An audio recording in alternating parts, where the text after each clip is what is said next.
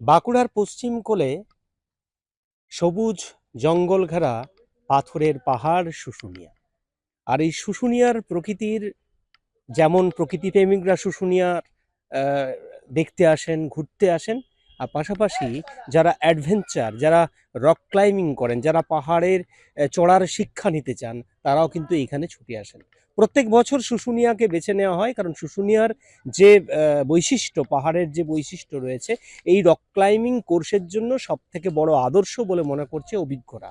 এবং তাই ছোট ছোট বাচ্চা থেকে শুরু করে বিভিন্ন বয়সের যারা তারা ছুটে আসেন রক ক্লাইম্বিং কোর্স করার জন্য।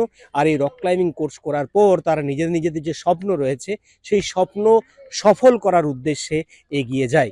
শুশুনিয়া পাহাড়ে 4 দিন ধরে এই রক ক্লাইম্বিং কোর্সে অংশ নিয়েছিল বহু ছাত্রছাত্রী, যাদের চোখে স্বপ্ন রয়েছে আগামী দিনে বড় কোনো রক ক্লাইম্বিং এর কোর্স করায়। আমার রক ক্লাইম্বিং এর একটা নেশা আছে, মানে আমার চড়তে ভাল লাগে। আমি ভালো চড়তে পারি, তো আমার বাবা প্রত্যেক বছরই নিয়ে আসে এখানে। কি কি শিখছো এখানে?